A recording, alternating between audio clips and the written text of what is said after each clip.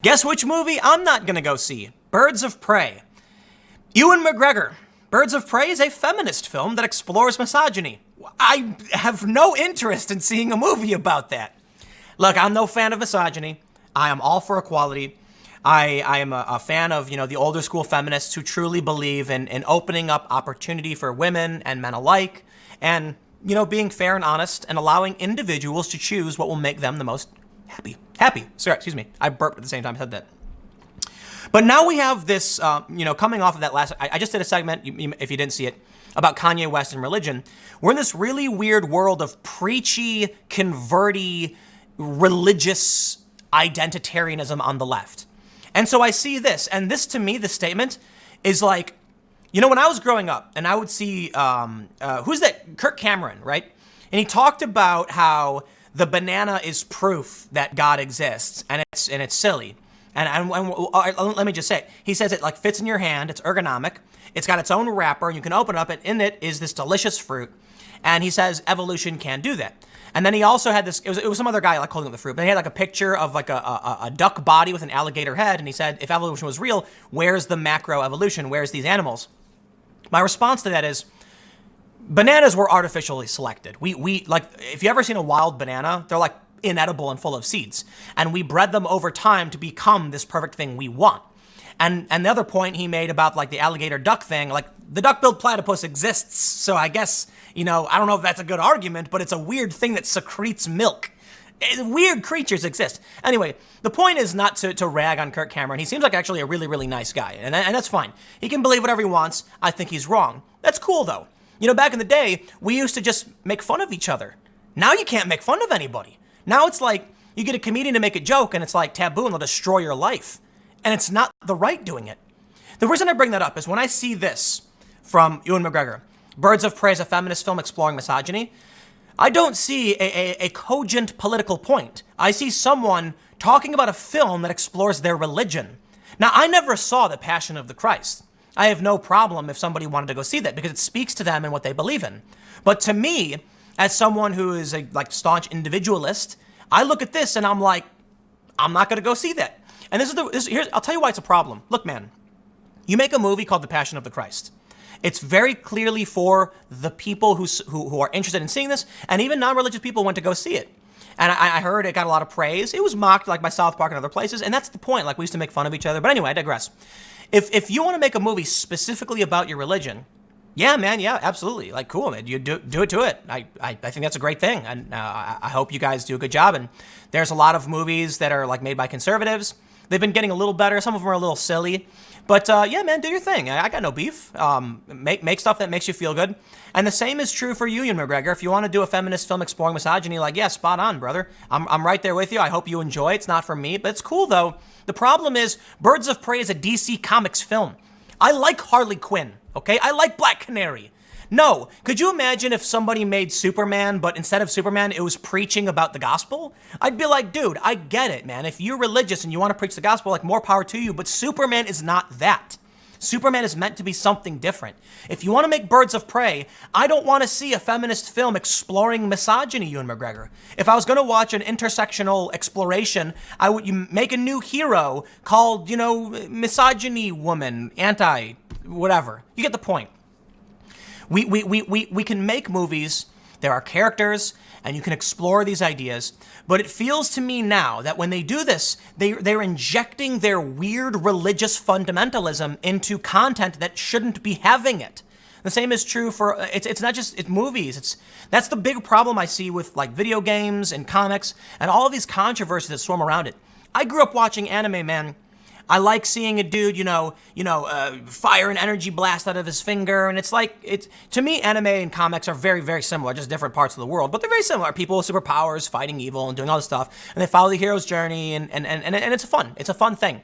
And there's sometimes interesting twists. But I got to admit, a lot of anime really does follow very similar tropes. Like, I'm not going to call anybody out, but there's whatever, you get the point. Very much so shooting energy blasts and fighting and using desperation to become more powerful is a very common thing. So if you want to make a, feminist critique, specifically, then make one. Don't take already existing characters and morph them to fit your religion. Could you imagine, like, so you know how they do like gender and race swaps for films? Could you imagine if they made a movie that like turned a character into a biblical figure? You know, you see the point I'm trying to make? Like, how about we respect the idea? I'll tell you this. Make a new superhero. Seriously. What if they made a new movie with a new superhero, and instead of just like race swapping or fighting misogyny, they just made a good character? You know what I'll tell you? Miles Morales and Into the Spider-Verse is a good compromise where they made a new Spider-Man. It's kind of like, he's Spider-Man, come on, Spider-Man's he already exists. But in this Into the Spider-Verse, Miles Morales, you know, you've heard me say it before if you've seen my cultural videos, they don't beat you over the head. It's not a movie about race relations. It's a movie about Spider-Man and multiple universes, and it's awesome. So when Ewan McGregor comes out and says Birds of Prey, for those not familiar, it's Harley Quinn, Black Canary, etc., is going to be a feminist exploration, I'm just not interested in that, you know what I mean? And I'm bummed because I'd like to see a Harley Quinn movie. Instead, what interested me with Birds of Prey is that it's a feminist film. It is very finely written.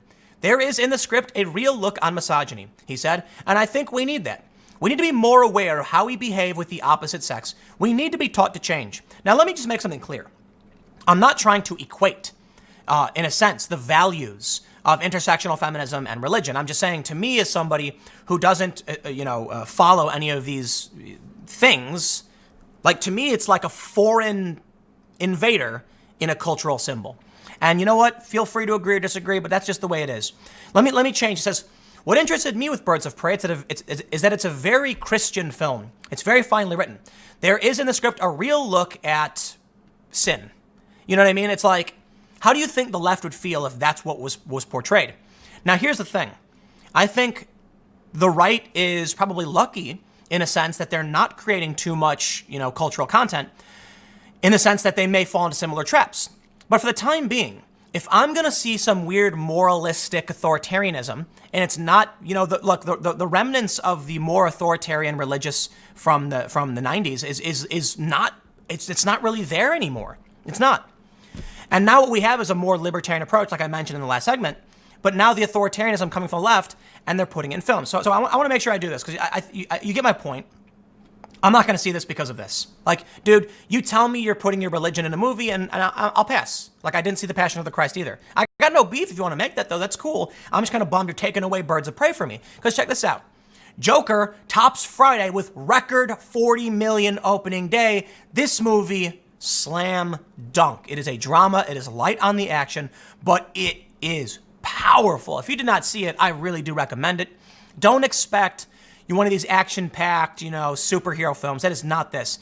This is like, it's a character-driven drama. It's drama, and it is anguish. And it is, the ending, man, was such a hammer drop. It was amazing.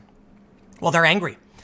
They're angry at the Joker. You know what the worst thing that happened with the Joker screenings was? They started talking about all this stuff where, like, someone's going to show up with the gun.